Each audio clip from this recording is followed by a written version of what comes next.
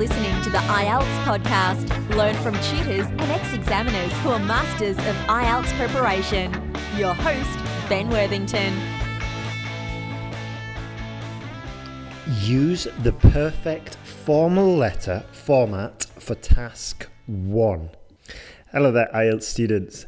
My name is Ben Worthington, and in this tutorial, we are specifically focusing on general task 1, and we're going to look at a sample question. We're going to break it down on how to structure it. We'll specifically look at topic-specific vocabulary for this question. And this is the best bit, I think. We're going to look at the formal politeness language that you need. And I strongly recommend you grab a pen, especially if you're doing general task 1, because this way you're going to be able to basically capture what is being taught and write it down, and then you've got it for the next time you write a general task 1 letter. You're going to be able to use it the next time you use a general task 1 letter, and you're more likely just to remember it. All right. As you know, I've been doing this a long time. When I finished my university in Manchester, as you know, I'm from England, so I was studying there in Manchester, and I went to Spain to finish the university, to do my Erasmus year, which is like an exchange program. And after finishing the Erasmus program, I decided to work as an English teacher. And at first, I thought, okay, it seems to be pretty good pay. It's good. It's interesting, at least. And I get to be around people. And I realized I really like it. And this is basically what led me to teaching IELTS, because eventually I'm a very results orientated person, and I've always said, like, what would you do if you only get paid for results? And this is what led me basically to focus on the IELTS exam, because with the IELTS exam your results can be measured. Did the student pass or did they fail? Whereas if it's just general conversation classes or just general English, I really got disillusioned with that because there's no feedback. There's no way to kind of improve my teaching skills. Whereas if I'm registering, if I'm monitoring the students that are passing the exam, that come and study with me, then obviously I can modify or upgrade or change the way I'm teaching. Anyway, one of the easiest things I think to teach is possibly task 1, general. And this is because it's basically just a case of memorizing the set phrases and being able to master the actual task, which is what I'm going to demonstrate today. And when I was teaching this, after teaching and looking at so many different essays and teaching it so many times to different students, I basically came across this kind of technique of breaking down the question and breaking down the answer and then reconstructing the answer. And honestly, you follow this tutorial in this class and you'll see it's quite straightforward. Now, I don't give all the phrases you need.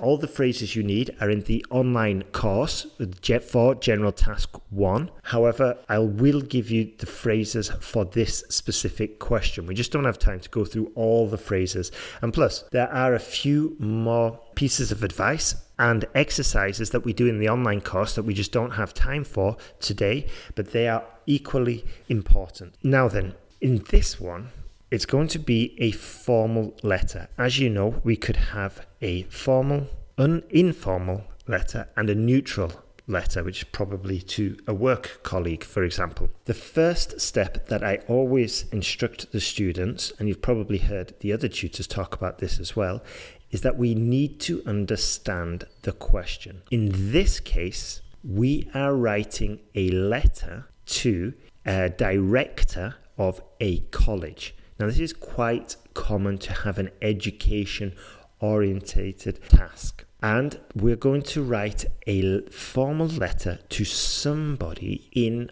authority. And as I said, we're going to look at the structure, the vocabulary, and then at the end, we look at a formal answer and the phrases used. Now, understanding the letter question is very important. Here is the question that you will get. You are doing a course at a college that has centres in 2 different cities. You want to change from one to the other because it offers an additional course that interests you. Write a letter to the college director requesting the change to the other centre. You should include details about what course you are doing now, why you want to change to the other centre, what recommendation you have for the college for the future. Interesting. Now there's a few very important points there. Number 1, we have to think about the style. So obviously, if it's a college director, I was going to interrupt myself and just stress that a little bit more, but I guess you're all smart, I guess you're all intelligent, and you will have picked up that this is a college director, so we obviously going to be a formal letter. The next point, you need to be polite with this. Good manners. This is kind of interesting actually, because what might seem perfectly acceptable in one culture is definitely unacceptable in another culture. And I get this all the time with my girlfriend. I'll ask her, hey, would you like a cup of tea? And she's like, yes. And that, to me, it sounds rude because we should be saying, yes, please. And also with my Spanish friends, when they didn't understand me, they'd just say, what? And really, we don't do that in English. We say, I'm sorry, could you repeat that? Okay, so we've got these small nuances that come in the same bag as the language. They come in the same bag as the words. We're not just learning the terms and the grammar. You've got to learn all the other stuff that comes with it. Also, just a very important side note. In the question brief, we have these 3 bullet points. What course you are doing now, why you want to change to the other centre, and what recommendation you have for the college for the future. When you see why in one of your questions, be it task 2 or task 1, always a good idea just to circle that why, because circle it and then just make a note and put BC next to it. The reason is because when you've got a why, you must accompany it with a because, or the equivalent of a because. And it's really important this. I've seen so many task 1 letters where the student kind of just skipped over this. So it's really important. When you see the why, make a note, circle it, and just put BC or because. And this way, you're going to literally force yourself to develop your answer around the task response. So as I said, we should have noticed we're writing to a college director. Therefore, it's formal. Point number 2, we need to be polite. Being polite is a big component of the English language. In fact, I just read the other day that when the English are 2 hours late, they don't apologize and get up. They just slap their leg and say right, and then get up and leave. Okay, and this is just one of the nuances of the English culture. You know, I think in Germany and in Holland, I know for sure they are much more direct, and they'll probably just say, I'm going. Whereas in England, we'll probably wait 2 hours until it's too late, and then we'll slap our legs and just say, right. And yeah, so anyway, we need to be polite and we need to write in a formal way. Let's have a look at the structure of the letter. Your paragraphs are critically important. Obviously, we will start any letter stating why we are writing it and what we expect to happen next. Now, a very useful phrase in this, and this is one that's hammered home incessantly in the online course for General Task 1, is I'm writing to, okay? Especially for the formal ones. I'm writing to apply for a new job. I'm writing to ask for the new survey results. I'm writing in response to a job advert. I'm writing to apply for the position of staff coordinator, whatever. Right, structuring your letter. So we've got that introduction. It's very important. Obviously, we've got to address it In this case, it's Dear Mr. Wright or Dear Sir or Madam. I think Dear Sir or Madam would be a better way to do this because we've only been given the details of director. Paragraph 1, to change the centre. Okay, this is going to be straight after I am writing. I am writing to ask about changing my place of study, for example. Paragraph 2, give reasons why you want to change. This is the important thing I mentioned before, using because. I would like to change because, okay? Or the reason I would like to change is it's too far away from my current residence, whatever. Paragraph 3, make a recommendation. In this case, make a recommendation about what you would like to happen. Now, I have seen some letters where, in this case, what you'd like to happen, it's like a whole story, a whole adventure the student would like to happen, when really we only need a few points of what you would like to happen. And similar to task 2, it's not really the content, it's how you deliver it. So instead of explaining a long, laborious process of what you would like to happen, or a long, complex process of what you would like to happen, it's better just to go for something that's simple, it's easy to grasp, and most importantly, easy to explain from your point of view. Then it's clearer. This is a language exam, not a literature exam. We're going to get points for our ability to communicate. This is what language is. It's communication. So this is why I always say simple ideas clearly expressed are better than complex, intelligent ideas expressed in a haphazard, poor fashion. Now, here is a useful exercise. Why don't you write down these terms and then attempt to write your own answer using these terms. Here are the terms: the beginning of next term, enrolled, program, exam, introductory course, studies, pay my tuition fees, part-time for a degree, including this course, and students. Okay, if you can use those, you might have to modify them. For example, instead of introductory course, you could say an introduction into the course about.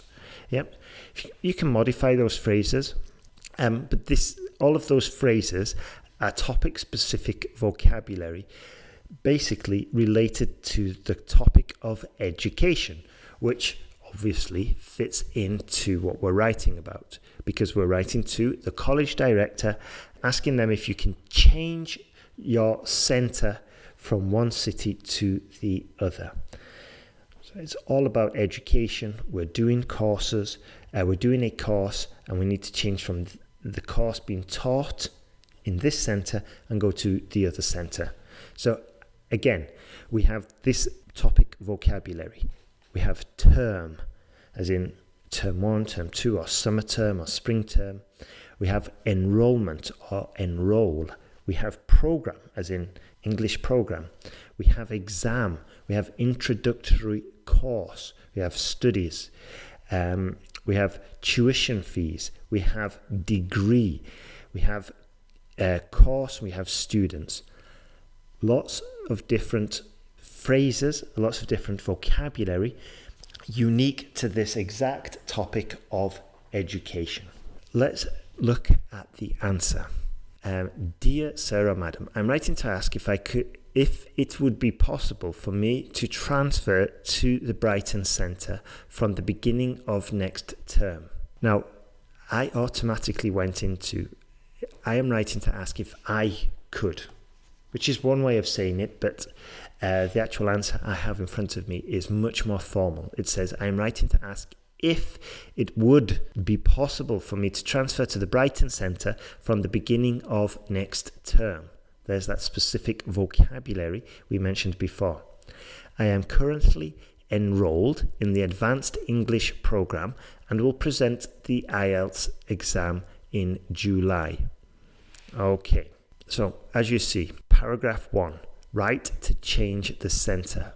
paragraph 1 is all about why we are writing. It's almost like our topic sentence for the task 2. Paragraph 2, give reasons why you want to change. The reason for my request is that Brighton is offering an introductory course in accounting and finance, which I'm very interested in taking along with my English studies. Although, it's always good to use a conjunction, although I have worked in finance in my own country, I need to become familiar with English terminology and procedures. On condition I obtain a band 7.0 in IELTS, I've been offered a job in an international accounting firm that will pay my tuition fees to study part-time for a degree in accounting. Okay, so it's one reason and it's all cohesive. They're all, it's one overall reason, but there's a few sub-reasons, but they all connect. It's not like another additional out of the blue sort of like idea that's just popped into the student's mind. For example, the student did not write, also my grandma lives in this city and I need to be nearer her. We could have written that, but it's just easier to keep it one paragraph, one idea, one overall idea, and then a few other supporting ideas. In this case, it's basically I want to change the city because I've got this job offer and they will fund my tuition fees if I get it. So basically the whole paragraph was giving reasons why we want to change. This is exactly what the question has asked for. In the question, bullet point 2 is why you want to change to the other centre. We've got one paragraph, a few different reasons, all connected, all built up, very clear, very believable, very logical, and it's not complex, it's quite straightforward, and it's perfect. Paragraph 3. What recommendation you have for the college for the future. I understand that my request comes at a very short notice. There we talk about the English manners again. I understand that my request comes at a very short notice and I regret any inconvenience this might cause. Another set phrase, which we're going to go into in a second. However, it is unfortunate that the same course is not offered here. Can I recommend that you consider including this course in the near future? I am convinced that you would have many interested students. Yours sincerely, Anna Aponte. Hopefully you recognized the style of those last few sentences. We used lots of modal verbs used in a polite fashion and necessary for writing formal letters. We never say, I want this course offered in the other centre. It's like, I would like, or may I suggest, typical English manners and politeness coming through. Okay, I'm just going to give you a quick overview of all the polite phrases in that letter. Number 1, I'm writing to ask if it would be possible, as I mentioned before. Number 2, the reason for my request is... Okay, very polite there, quite straightforward as well. I am very interested in taking, along with my English studies, okay? The reason for my request is that Brighton is offering an introductory course in accounting and finance, which I am very interested in taking along with my English studies. It's not which I want to take with my English studies. It's I'm very interested in taking. And at the same time, I'll hold a cup of tea. Just joking. Although I have worked in finance in my own country, okay, that's going on to the letter, on condition I obtain a band 7 in IELTS, I've been offered a job in an international accounting firm. It's not on condition I get, it's on condition I obtain. We tend to use get much less in academic writing. There are a few different opinions on this. Some tutors, especially in America, see nothing wrong with phrasal verbs. Overall, I would just play it safe and avoid the phrasal verbs and avoid words like get and try to use a more specific one, such as obtain. Next polite phrase. I understand that my request comes at very short notice. Okay, so it's acknowledging and it's just being aware, which is also an attribute of politeness. I regret any inconvenience this might cause. This is another letter writing phrase, perfect for General Task 1. In the online course, it's full of these phrases, basically. Following on, the next polite phrases. However, it is unfortunate that the same course is not offered here. So it's a very indirect way, like we were saying before, about English, writing in English for formal letters and politeness. It's an indirect way of saying, you do not offer the course I want, or you do not have the course I want. We say, it is unfortunate that the same course is not offered here. You see? Final phrase. May I recommend that you consider including this course in the near future. Once again, may I recommend, okay, a very polite way of saying, please offer this in the near future, or I want you to offer this in the near future. So writing like this is extremely useful, not only for IELTS, but for job applications. And it just makes you sound much more polite and professional if you're writing like this for job applications. And obviously it's necessary for IELTS. A few more phrases that I think would be useful for you. So if you've got your pen, write these phrases down. We're coming to the end. So the phrases I suggest you write down are: number 1, I'm writing to. This is the standard way to start formal letters, okay? And any formal letter that is started in a different way, well, there's just no point, okay? General Task 1 is about using these phrases. In other parts of the exam, if you're memorizing phrases, it can be a little risky. However, with General Task 1, it is expected. Phrase number 2, I would like to ask if it would be possible. Okay, we say, I would like to ask if it would be. We do not say, I'd like to ask if it is possible. Again, these modal verbs. I'm very interested in taking. Okay, as I said, it's much better to phrase it like this rather than I want to take. Okay, again, the reason for my request is, this is just a more formal way of saying, I want to do this because. That's a very useful phrase actually, because it's very likely that you get why you want to this job, or why you would like to change centers, or in the bullet points. So if you can memorize this phrase, the reason for my request is, the reason for my application is, I believe I'm the ideal candidate for this job. The next point, I obtain. We've talked about this. Use obtain instead of get. It sounds more formal. And final 4 phrases. I understand that my request comes at very short notice, and I regret any inconvenience this might cause. This is just acknowledging the authority that the person has. You are acknowledging that you might be giving them extra work, and it shows that you are aware you are asking for a favor. Lots of nuances there, lots of micro details that we have to be aware of when we are writing in a formal style for academic task 1. Okay, final point. May I recommend that you consider. This is basically a polite way to give an instruction. And may I recommend, may I suggest, these are just polite, soft ways of saying, do this, please. Not so much, but it's just a polite way of trying to make a suggestion. Now, that's the end of this class. I would like to suggest 2 things, that if you're struggling with General Task 1, I would recommend 2 things. Number 1, have a look at the online course.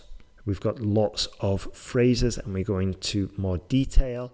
And also, most importantly, you will get feedback. And getting feedback is the fastest way to improve. It will be either Daphne, Ellen, or myself who look at your work and who can tell you where you're going wrong, what you're doing right. We can pinpoint the areas that you need to improve. This just makes sure that you improve a lot faster, and that the whole process is shorter, and it's just easier. And also, we'll keep you motivated as well. We'll keep pushing you.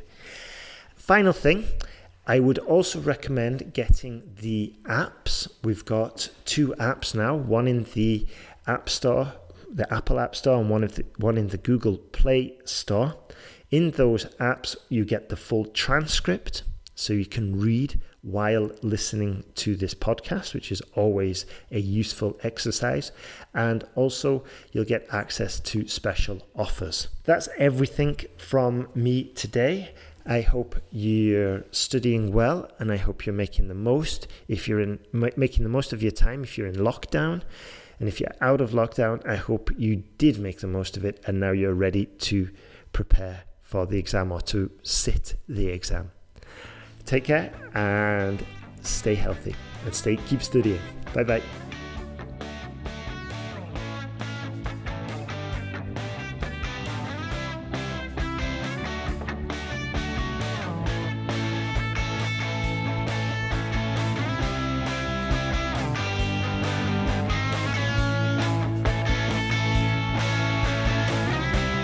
Thanks for listening to IELTSPodcast.com.